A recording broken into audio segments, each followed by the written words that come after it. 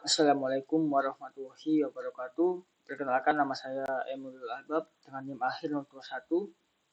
Pada kali ini saya akan mempresentasikan UAS Fisika Inti dengan membuat tulisan seperti jurnal dengan bantuan ChatGPT. Nah, jurnal yang saya buat dengan tema peluruan radioaktif yang berjudul Eksplorasi Teoritis Pengembangan Model Matematis, yaitu model statistik dan stokastik untuk prediksi laju peluruan radioaktif pada zat radioisotop. Nah, latar belakang yang pembuatan jurnal ini dimulai dari peluruan radioaktif merupakan proses alami di mana inti atom yang tidak stabil ini memancarkan partikel atau radiasi untuk mencapai kestabilan, di mana mengikuti hukum waktu baru. Nah, dalam prediksi laju peluruan ini dibutuhkan pendekatan model matematis seperti model eksponensial, di mana model eksponensial ini menggambarkan peluruan sebagai proses berkurangnya jumlah inti radioaktif pada laju konstan yang tergantung pada waktu baru isotop. Nah, namun ada studi menunjukkan bahwa faktor eksternal seperti halnya variasi medan elektromagnetik, suhu, tekanan, dan aktivitas matahari dapat mempengaruhi laju peluruan. Sehingga muncul metode lain, yaitu metode statistik dan stokastik yang memungkinkan adanya potensi dalam meningkatkan akurasi prediksi peluruan radioaktif dalam kondisi lingkungan yang bervariasi, seperti halnya pengaruh faktor eksternal tadi. Nah, masalah yang saya angkat dari pembuatan jurnal ini, yang pertama yaitu keterbatasan model eksponensial dalam memprediksi laju peluruan radioaktif ketika terdapat variabilitas lingkungan atau pengaruh eksternal. Yang kedua, munculnya potensi model statistik dan stokastik yang dapat meningkatkan akurasi prediksi peluruan radioaktif dalam kondisi dinamis dibandingkan metode eksponensial tadi yang hanya bisa memprediksi pada lingkungan yang tidak ada pengaruh faktor eksternal. Nah, dari yang ketiga, dari pengembangan model matematis yang lebih atas tadi dalam laju peluruan radioaktif memberikan implikasi dan dampak bagi aplikasi di bidang medis, industri, dan pengelolaan limbah nuklir. Nah, dalam pembuatan jurnal ini terdapat 3 batasan masalah, di mana yang pertama itu terbatas pada eksplorasi teoritis 3 metode utama tadi, eksponensial, statistik, dan stokastik, untuk memprediksi laju peluruan radioaktif dengan hanya pada fokus pada variabilitas lingkungan, seperti medan elektromagnetik, suhu, dan tekanan. Yang kedua, pembahasan dalam pembuatan jurnal ini akan bersifat hanya konseptual tanpa adanya eksperimen atau data empiris. Yang ketiga, bukti bahwa kondisi eksternal dapat mempengaruhi laju peluruan, yaitu eksplorasi teoritis ini mengenai pengembangan model matematis yang lebih adaptif ini menjadi sangat penting.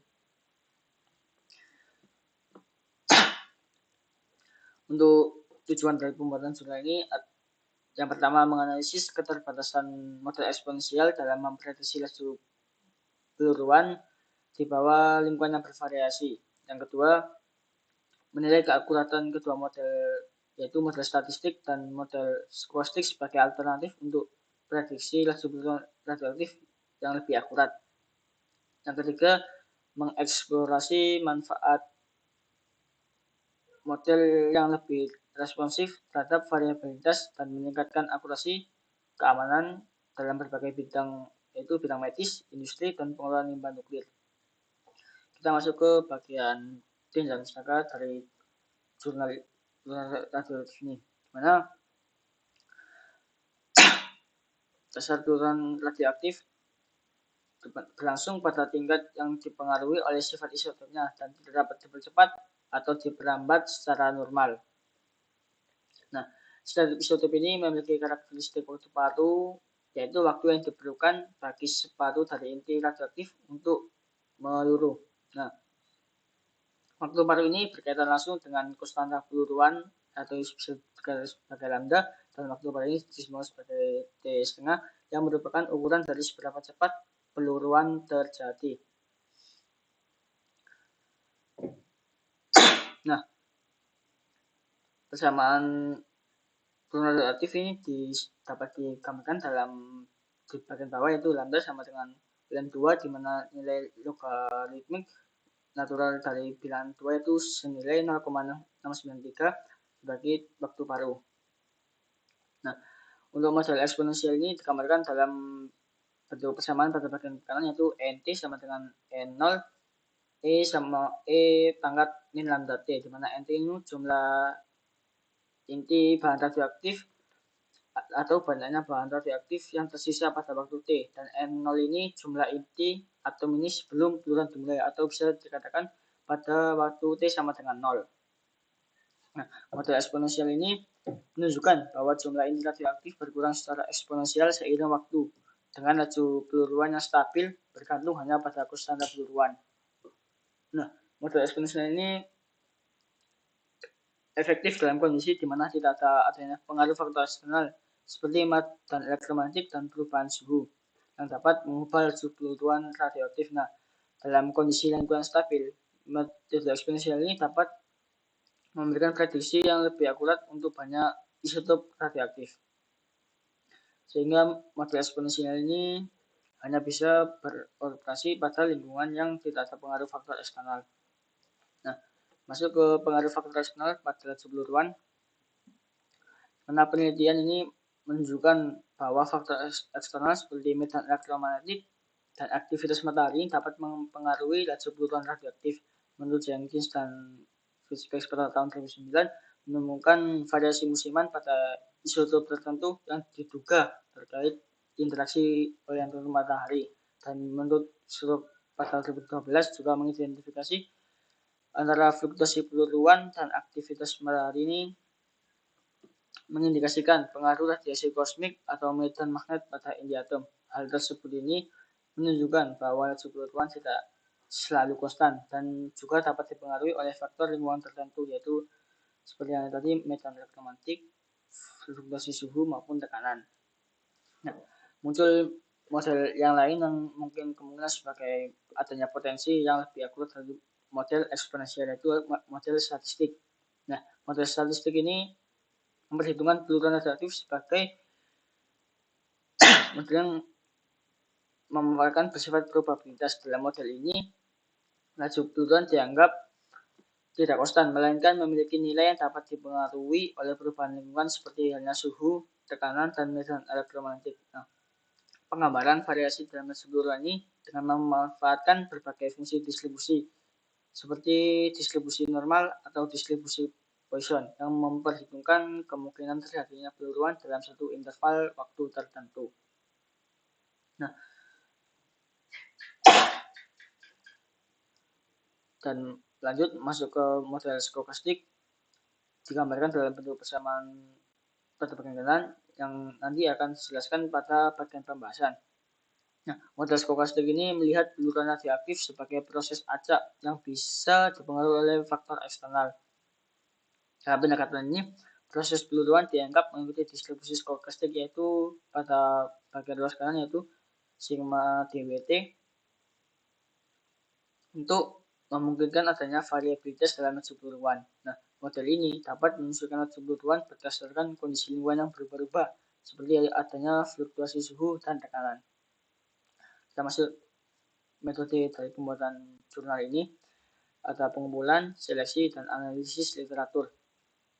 Nah, pengumpulan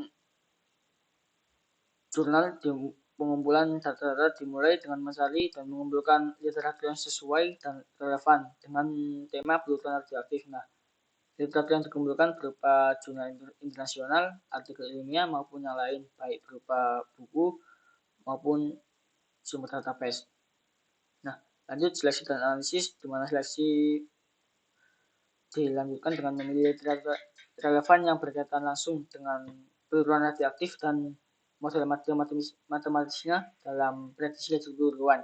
Nah, analisis dilakukan setelah terkumpulnya literatur yang sudah terseleksi, dilanjutkan dengan berdiskusi lewat ChatGPT, baik saya bertanya maupun mengkritisi atau berpendapat dengan hasil ChatGPT, sehingga terjalin pembahasan dua arah. Kita masuk ke pembahasan dari ketiga rumusan tadi. Yang pertama, keterbatasan model eksponensial dalam memprediksi laju peluruhan radioaktif ketika terdapat faktor eksternal. Nah, Model eksponensial yang sudah dikembangkan dalam persamaan sebelumnya itu NT sama dengan N0 E pangkat min berarti, yaitu model eksponensial ini didasarkan pada asumsi bahwa laju peluruan suatu isotop adalah konstan dan hanya bergantung pada waktu paruh isotop, di mana asumsi utama tersebut dari model eksponensial ini merupakan kestabilan lingkungan yang konstan dan tidak adanya variabel eksternal yang dapat mempengaruhi inti atom. Nah, namun kenyataannya faktor eksternal seperti medan elektromagnetik dan aktivitas matahari seringkali mempengaruhi laju peluruan sehingga menyebabkan model eksponensial ini kurang dalam memprediksi laju peluruan ketika adanya faktor eksternal. Nah, aktivitas matahari khususnya interaksi dengan neutron matahari ini berpotensi menyebabkan variasi musiman dalam laju peluruan beberapa isotop yang menyebabkan laju peluruan tidak selalu konstan dan mengalami fluktuasi. Nah, dari beberapa penyebab tersebut, model eksponensial ini terbatas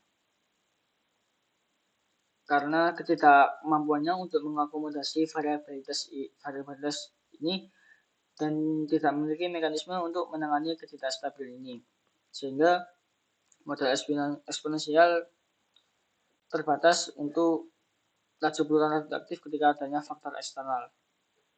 Nah, dari keterbatasan model eksponensial yang tidak bisa mengatasi ketika ada faktor eksternal, muncul dua metode, yaitu metode statistik dan stokastik yang dapat meningkatkan akurasi prediksi peluruan radioaktif.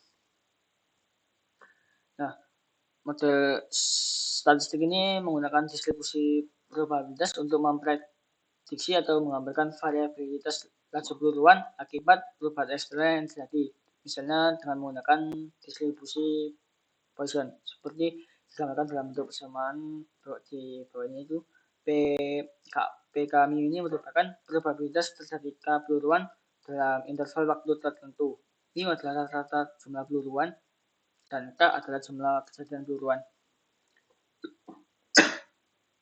Nah, distribusi Poisson ini dapat digunakan untuk memperkirakan jumlah atom yang peluru dalam interval waktu tertentu dengan mempertimbangkan bahwa laju konstan ini peluru mungkin berbagai variasi namun dalam jangka pendek.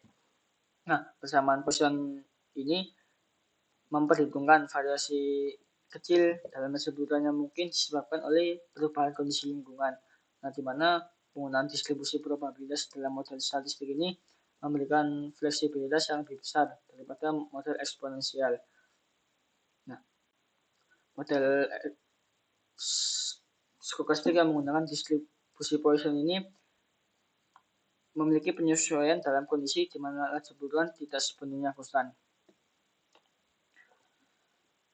Nah, distribusi normal atau distribusi Gaussian juga diterapkan pada model statistik ini di mana fluktuasi laju peluruan dianggap kecil dan simetris di sekitar nilai rata-rata, di mana digambarkan dalam bentuk persamaan seperti ini, di mana fx adalah fungsi kepadatan probabilitas untuk nilai x, y adalah rata-rata atau nilai ekspektasi dari laju peluruan, sigma disebut sebagai standar deviasi yang menunjukkan seberapa besar penyimpangan dari rata-rata laju peluruan. X adalah nilai laju peluruan yang dapat diprediksi pada kondisi tertentu. Nah, dari distribusi normal tadi yang diterapkan pada model statistik ini mampu memprediksi laju peluruan yang mencakup variasi kecil di sekitar rata-rata, seperti halnya fluktuasi suhu maupun tekanan. Nah, distribusi normal ini juga memberikan adaptasi yang lebih baik dalam memprediksi laju peluruan dengan kondisi yang hampir konstan, namun tidak sepenuhnya stabil dengan bantuan komponen definisi skala ini yang menggambarkan tingkat variabilitas yang di sekitar rata-rata. Nah, di mana model statistik ini dengan distribusi dua tadi, yaitu distribusi normal dan Gaussian, ini memiliki keunggulan dalam mengakomodasi variasi yang mungkin tidak teratur tapi tidak terlalu besar, mungkin mencakup variasi kecil, yaitu dengan menggunakan distribusi normal dan distribusi Gaussian tadi yang dapat memberikan hasil prediksi yang lebih akurat dari model eksponensial ketika terdapat faktor eksternal. Nah, selanjutnya kita masuk ke model stokastik dalam laju peluruan radioaktif. Nah, model stokastik ini memperlakukan peluruan radioaktif sebagai proses acak yang dapat mengalami perubahan mendadak dan signifikan akibat faktor eksternal. Nah, model stokastik ini dapat digambarkan dalam bentuk persamaan di bawah ini, yaitu persamaan diferensial, yaitu dn sama dengan min lambda t n dt plus sigma dwt yang akan dijelaskan di slide selanjutnya. Nah, pendekatan model ini dapat memprediksi ketidakpastian laju peluruan dengan lebih rinci melalui elemen acak seperti pada bagian ruas kanan ini, yaitu sigma dwt, seperti menggunakan komponen proses Wiener, yaitu WT ini, WT, dengan memasukkan ke persamaan diferensial stokastik. Nah, di mana dn ini merupakan perubahan jumlah inti radioaktif dalam waktu singkat dt, dan juga dt ini merupakan perubahan kecil dalam waktu. Nilai dn ini menunjukkan perubahan stokastik dalam jumlah inti radioaktif yang akan meluru, dan lambda t ini merupakan laju peluruan atau kurs peluruan yang bergantung pada waktu. N adalah jumlah inti radioaktif yang tersisa pada waktu tertentu, dengan WT ini sebagai proses Wiener atau gangguan stokastik. Nah, model stokastik ini menggunakan komponen acak, yaitu sigma dwt ini, untuk menggambarkan variabilitas acak yang mencerminkan respon langsung akibat faktor eksternal, yaitu metode otomatik, variasi suhu maupun tekanan. Nah, model stokastik ini dapat memberikan prediksi yang lebih tahan terhadap variabilitas tinggi dalam kondisi lingkungan yang mengalami fluktuatif. Nah, dengan menggunakan proses Wiener ini, model stokastik ini menambahkan elemen acak ke persamaan diferensial tadi untuk menangkap fluktuasi stokastik atau ketidakpastian yang terjadi dalam proses peluruan radioaktif. Nah, di mana elemen acak ini memungkinkan laju peluruan yang tidak sesuai dalam kondisi ekstrim atau kondisi pengaruh variabel eksternal, di mana fluktuasi ini tidak hanya berkisar pada rata-rata kecil, tetapi dapat mengalami perubahan besar yang tidak dapat diprediksi. Dengan menambahkan proses Wiener ini dapat untuk mengatasi permasalahan tersebut. Nah, dari pengembangan model matematis tadi, yaitu model statistik dan stokastik ini menimbulkan dampak dan implikasi dari berbagai bidang. Yang pertama bidang medis, bidang industri, dan pengelolaan limbah nuklir. Nah, implikasi dalam bidang medis saya sebutkan dengan 3. Yang pertama, peningkatan akurasi dosis radiasi. Nah, dalam bidang medis, terutama radiasi, penentuan dosis radiasi kepada pasien seperti pasien kanker harus ditetapkan pada sesuai kebutuhan agar tidak merusak jaringan sehat di sekitarnya. Nah, dengan model matematis yang lebih atraktif ini, yaitu statistik dan stokastik ini, tergantung kebutuhan, dapat memprediksi agar penentuan dosis radiasi sesuai kebutuhan pasien. Nah, yang kedua, keamanan dalam penggunaan radioisotop diagnostik seperti pemindahan PET, positron emission tomografi, dengan memprediksi kapan, di mana isotop tersebut akan meluru. Yang ketiga, manajemen ketersediaan radioisotop. Nah, radioisotop medis ini memiliki waktu tertentu, sehingga dibutuhkan model matematis yang lebih adaptif untuk memprediksi akurasi ketersediaan radioisotop, sehingga rumah sakit dapat tidak kehabisan stok dan mengelola stok tersebut untuk mengurangi limbah radioisotop. Nah, masuk ke implikasi dalam bidang industri dan pengelolaan limbah nuklir. Yang pertama, efisiensi dalam proses industri. Seperti halnya dalam proses teknik radiografi industri untuk inspeksi struktur atau struktur keselamatan, dalam peningkatan resolusi gambar, dan juga untuk mengurangi eksposur radiasi pada pekerja sehingga mengurangi tingkat radiasinya. Yang kedua, keamanan dalam penyimpanan dan transportasi limbah nuklir.